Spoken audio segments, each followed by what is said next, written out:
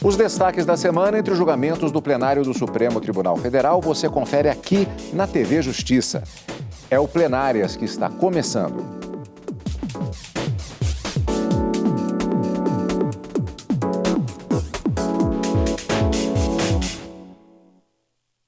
Hoje com os principais momentos das sessões dos dias 25 e 26 de setembro de 2019.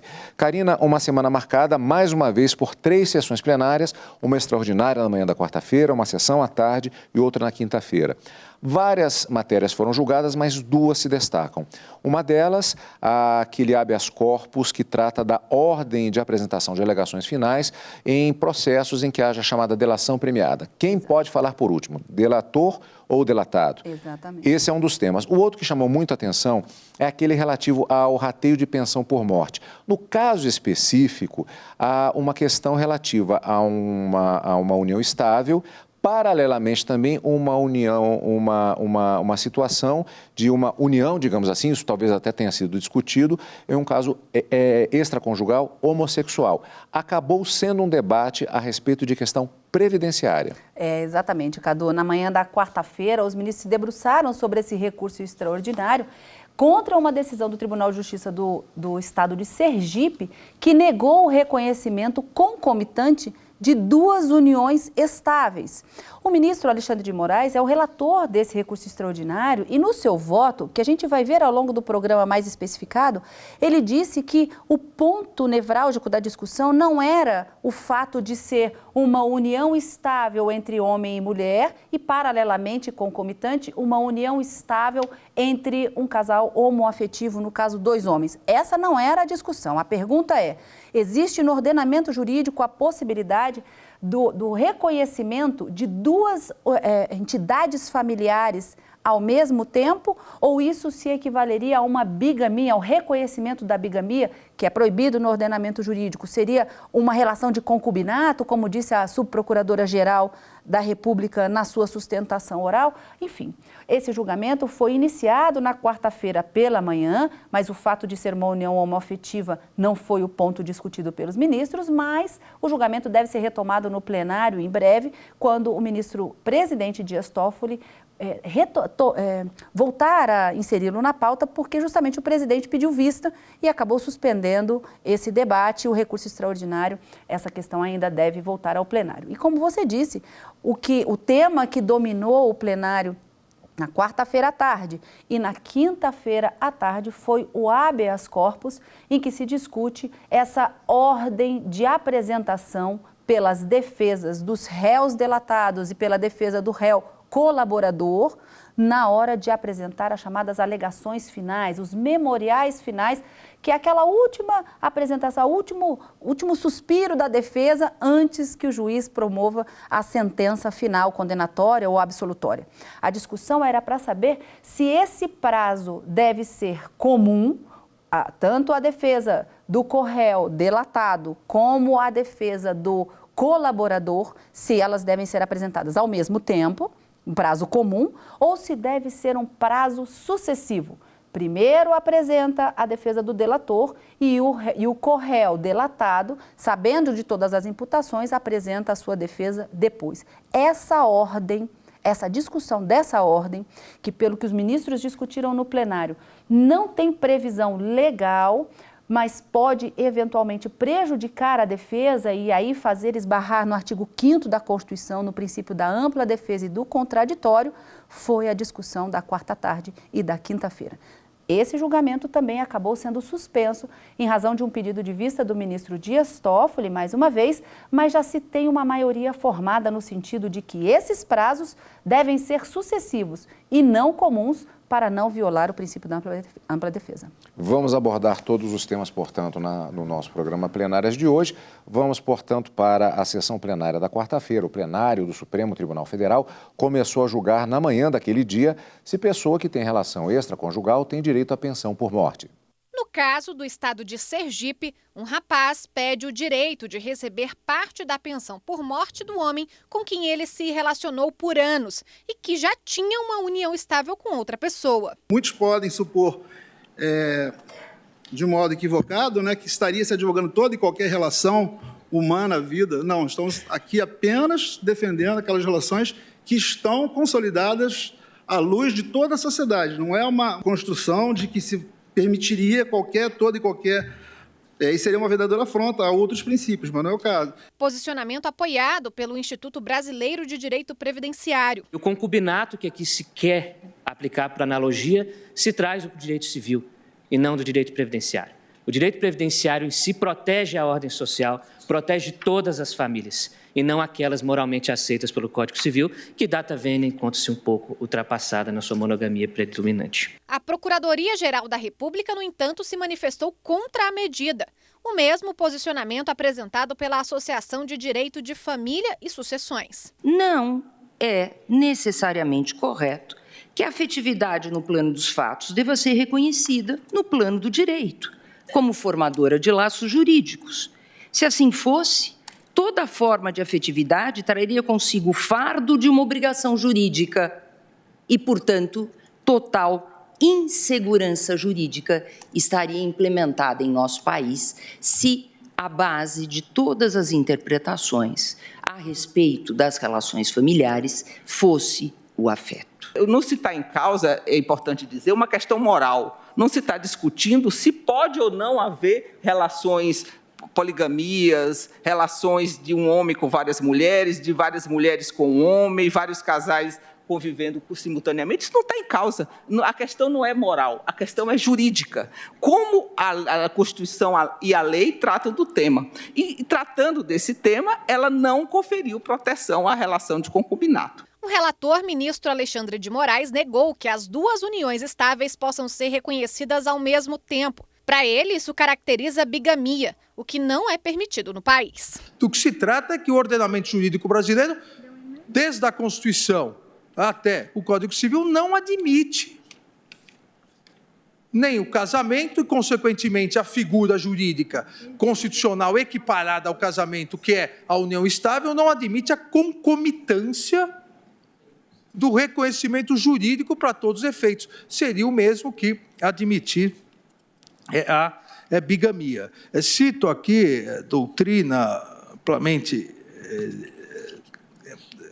da doutrina ampla que coloca a questão da necessidade da fidelidade, notoriedade, comunhão de vida e exclusividade no reconhecimento do vínculo afetivo jurídico, consequentemente, a impossibilidade desse reconhecimento.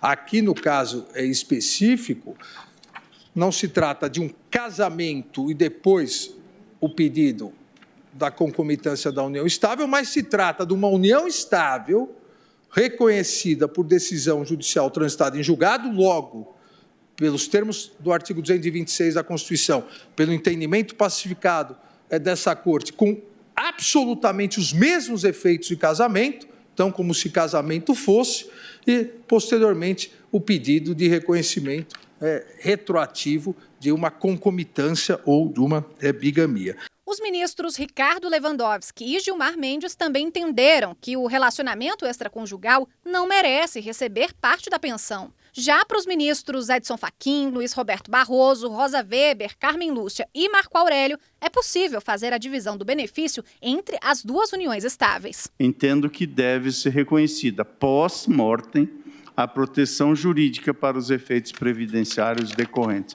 Por isso, pedindo todas as vezes do ministro Alexandre de Moraes, opino pelo provimento do recurso extraordinário, possibilitando, e aqui volta o reconhecimento da repercussão geral, possibilitando aquilo que a repercussão geral colocou no cerne da questão, o rateio da pensão por morte entre os conviventes, e é assim que voto, pedindo todas as vênias ao eminente ministro relator. O presidente do Supremo, o ministro Dias Toffoli, pediu mais tempo para analisar o processo. Karina, esse julgamento ele foi marcado, de certa forma, durante todo o processo, durante todo o debate, pela definição de alguns conceitos. Porque o processo começa exatamente em um caso específico de união estável e um relacionamento homoafetivo. Há um outro processo também que fala de relacionamentos paralelos, digamos assim, mas que se tratam de relacionamentos heterossexuais. No final das contas, até nesse processo, se chegou à conclusão que o debate aqui Primeiro, não era com uma relação relacionada à homoafetividade. Não. Segundo, não é uma questão moral ou de bons costumes, é uma questão de direito previdenciário. E 2 votos colocados pelo ministro Alexandre de Moraes e o ministro Edson Fachin. Do que se trata esse conjunto que nós temos? Para o ministro Alexandre de Moraes, o reconhecimento dessas 2 uniões estáveis seria o mesmo que reconhecer a possibilidade de 2 casamentos, a bigamia, o que não é permitido, e daí, então, ele negava provimento a esse recurso extraordinário para manter a decisão do Tribunal de Justiça de Sergipe, que não reconheceu essas 2 uniões estáveis, inclusive para fins previdenciários. E é uma colocação do ministro que não é moral, ela é legal. Legal, exatamente. Ele fundamentou nesse sentido, que não poderia ser reconhecida essas 2 entidades familiares concomitantemente. O ministro Edson Fachin, ele abriu uma divergência dizendo que a discussão aqui não se tratava de uma questão de direito de família, mas sim de uma questão de direito previdenciário para fins de aposentadoria. Isso porque a legislação referente a esse custeio da Previdência prevê que cônjuge ou uniões estáveis podem ser alcançados para esse tipo de benefício. E, nesse sentido, as uniões estáveis não poderiam deixar de ser reconhecidas. Então, para o ministro Edson Fachin, que acabou abrindo a divergência e que já tem um número razoável de ministros acompanhando o seu entendimento, deve sim ser reconhecida ambas uniões estáveis para que aquela pensão por morte que o falecido deixou seja dividido com a mulher com a qual ele tinha uma relação, também uma união estável reconhecida judicialmente, tinha um filho, e também o reconhecimento daquela união estável que ele mantinha com outro homem, que posteriormente também acabou sendo reconhecida judicialmente. Então, isso por conta do que diz a legislação previdenciária. Então, se a legislação garante esse reconhecimento, o judiciário não poderia ficar à mercê do que determina a legislação. Mas, em todo momento, o ministro Alexandre de Moraes e o ministro Edson Fachin foram bastante enfáticos. Não se trata do fato de termos, nesse caso concreto, uma união estável heterossexual e uma outra união estável homossexual. Não, essa não é a discussão. A pergunta é: 2 uniões estáveis concomitantemente sendo assumidas, não é? No caso aqui, o Decujo tinha essas 2 unidades ou entidades familiares, e a discussão aqui é a pensão por morte para o ministro Edson Fachin. E uma maioria que já se formou, é possível, tem que dividir a pensão. Ministro Alexandre de Moraes, por enquanto, seguido por 2 ministros, entende que não, que isso seria o mesmo que aplicar retroativamente a ideia da bigamia, o que não seria lícito no ordenamento jurídico. Recurso extraordinário com repercussão geral reconhecida, além do voto que, como disse o ministro Dias Toffoli, será bem explanado em função da importância do tema. Exatamente. Também faltando apenas o fechamento da tese que atenderá à questão da repercussão geral. E o voto do ministro Dias Toffoli, que acabou sendo suspenso o julgamento para que ele possa votar numa outra oportunidade. Um dos destaques da semana, sem dúvida, no plenário do Supremo Tribunal Federal. Vamos para outro julgamento que também chamou muito a atenção. O plenário do Supremo Tribunal Federal começou a analisar habeas corpus, que discute o prazo para a apresentação de alegações finais em ação penal envolvendo delatores e delatados. Antes de ver o início do julgamento, vamos saber um pouco mais sobre o assunto. A ação foi encaminhada pelo ministro Edson Fachin para o plenário do Supremo em razão da relevância jurídica. Recentemente, a segunda turma anulou a decisão da 13ª Vara Federal de Curitiba, na Lava Jato, que condenava o ex-presidente da Petrobras, Aldemir Bendini. A turma entendeu que o direito ao contraditório e à ampla defesa de Bendini teria sido prejudicado, porque ele apresentou as alegações finais no mesmo prazo dado aos delatados por ele. A maioria dos ministros da segunda turma entendeu que a lei de delação não estabelece quem deve apresentar primeiro essas alegações finais, se o delator ou o delatado. A alegação final é a fase do processo em que os acusados devem apresentar os argumentos finais depois que termina a fase de produção de provas. Só depois disso é que o juiz pode decidir se o réu é inocente ou culpado. Agora, o plenário do STF vai decidir quem deve apresentar primeiro essas alegações e em qual prazo. A decisão será aplicada a outros casos que tenham colaboradores, não apenas da Lava Jato. E o resultado deste julgamento você vai ver no próximo bloco, logo depois do intervalo, aqui no Plenárias na TV Justiça.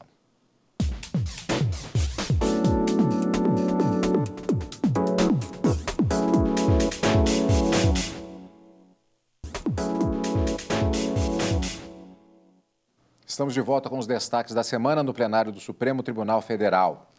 Como vimos no primeiro bloco, o plenário do Supremo Tribunal Federal discutiu a questão do prazo para apresentar as manifestações finais em processos que envolvem colaboração premiada. O habeas corpus sobre o tema teve o julgamento iniciado na sessão da tarde da última quarta-feira. No início da sessão, uma homenagem ao Procurador-Geral da República interino, Alcides Martins. Meus cumprimentos a Vossa Excelência, seja muito bem-vindo a esta bancada do Supremo Tribunal Federal, que no passado, inclusive, teve na figura do Procurador-Geral da República um dos seus integrantes, e Vossa Excelência muito honra esse período que está à frente do Ministério Público da União, em particular do Ministério Público Federal e da Procuradoria-Geral da República. A honra que tenho em estar aqui neste momento de passagem, nesta data, o que aumenta também, a par das palavras de gratidão, a minha emoção. Em seguida, os ministros começaram a julgar sobre a ordem de apresentação das defesas de corréus, delatores e delatados. Quem deve fazer isso primeiro? O ex-gerente da Petrobras, Márcio de Almeida Ferreira, condenado por corrupção e lavagem de dinheiro, foi delatado por Edson Kremenauer. A defesa sustentou que ele foi prejudicado no processo e entrou com o habeas corpus no Supremo Tribunal Federal. O réu colaborador não é defesa, é acusação. Ele está ali por obrigação legal de incriminar aqueles que estão naquele processo, como é o caso do paciente. E como poderia a defesa enfrentar o que foi dito pelo colaborador em suas alegações finais, se o juiz dá o mesmo prazo para ambos? Concessão de prazo comum e não sucessivo para que a defesa de réus, delatados e delatores apresentem razões finais, expressa o cumprimento pleno do que dispõe o artigo 403 da Lei Instrumental. Daí que não há nulidade na prática desse ato de tal forma, a nosso ver. Durante o voto, o relator ressaltou que não há leis hoje no Brasil que tratem dessa matéria, apesar da delação premiada ter legislação específica. A Lei 12.850, sabidamente familiarizada com o Instituto da Colaboração Premiada, igualmente não disciplinou a ordem de apresentação de alegações finais defensivas de modo diferenciado entre agentes colaboradores e não colaboradores. Ou seja, tanto a regra geral do Código de Processo Penal quanto a norma específica sobre colaboração premiada, que está na Lei 12.850, não agasalham com toda a vênia a pretensão ora veiculada. Esse cenário, ao menos em meu ver, depõe em favor da condução processual pautada pelo respeito substancial ao exercício do contraditório assegurado aos acusados. E arremato, senhor presidente, salientando que a observância da ordem sucessiva do momento, ou no momento, melhor dizendo, dos interrogatórios judiciais, na fase probatória, portanto, ao invés de fortalecer a tese defensiva, robustece a demonstração da plena observância do direito de defesa do paciente. Com efeito, a autodefesa nessa espacialidade, a meu ver, foi plenamente assegurada, na medida em que possibilitada prévia ciência e oportuna reação em face das declarações, ou seja, com conteúdo de depoimento, declarações prestadas pelos colaboradores na etapa instrutória. Por essas razões, nada obstante, considerando as relevantes sustentações orais levadas a efeito, e nomeadamente cumprimentando as sustentações do professor ilustre advogado, doutor Marcos Criciúma, não me convenci da tese em sentido diverso da manifestação que eu já houvera feito perante a segunda turma, e neste habeas corpus 166-373, considerando a ausência de constrangimento, bem como a inocorrência de prejuízo decorrente da alegada irregularidade, voto pela denegação da ordem, e é assim que voto, senhor presidente. Ao final da sessão plenária da quarta-feira, o julgamento foi suspenso e retomado no dia seguinte, na sessão plenária da quinta-feira. Por maioria até agora formada, o Supremo Tribunal Federal está entendendo, o julgamento não acabou, que delatados têm direito de apresentar as alegações finais depois dos delatores. O presidente da Corte adiantou o voto, mas ele quer apresentá-lo com detalhes. O caso chegou ao Supremo Tribunal Federal porque o ex-gerente da Petrobras, Márcio de Almeida, condenado na Lava Jato, afirmou que, na condição de delatado, deveria apresentar as alegações finais depois dos delatores. O relator, ministro Edson Fachin, que leu o voto no primeiro dia de julgamento, foi acompanhado por alguns ministros da Corte. Foi estratégia da defesa. Foi aberto prazo específico para falarem depois das alegações finais dos colaboradores premiados. Delator e delatado já têm conhecimento de tudo quanto se passou. Já analisaram as razões de todas as partes do processo. Depois do interrogatório, vem a defesa prévia. Depois, produção de provas com amplo contraditório. Alegações finais é fato novo, é prova? Não é prova. Alegações finais é um meio de exercer a sua defesa. O ministro Alexandre de Moraes abriu divergência. Afirmou que delatados e delatores não têm os mesmos interesses no processo. O delatado tem o direito de falar por último, quando assim solicita, sobre todas as imputações que possam levar à sua condenação. A interpretação da legislação infraconstitucional e a aplicação dos institutos legais há de se fazer forte nos princípios do contraditório e da ampla defesa assegurados constitucionalmente. Que houve, sim, gravíssimo prejuízo para os pacientes, neste caso, porque o juiz de primeiro grau negou-lhes o direito de falar depois dos delatores. Eu gostaria de dizer que o combate à corrupção é um compromisso de todos nós, mas que não se pode combater a corrupção cometendo crimes. E que a denegação ao réu delatado da possibilidade de apresentar suas alegações finais após o prazo concedido ao agente colaborador equivale, por si só, segundo penso, à supressão mesma do seu direito de defesa.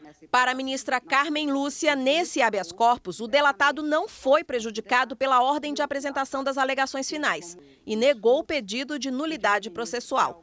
No entanto, com relação à tese de que delatores devem se manifestar primeiro, seguiu a maioria. Com o advento dessa nova legislação que regulamentou a figura da colaboração premiada, o réu colaborador tem, na minha compreensão, posição processual específica, por ser acusado da prática de infrações penais, mas também autor de quem imputa ilícitos aos demais corréus e busca benefícios legais que lhe confere, portanto, esta condição muito especial. O presidente do Supremo adiantou que tem o mesmo posicionamento da divergência, mas, diante da complexidade do caso, suspendeu o julgamento e vai apresentar o voto com detalhes na próxima sessão. Eu quero fazer a leitura desse voto, eu quero fazer exatamente a discussão desse tema.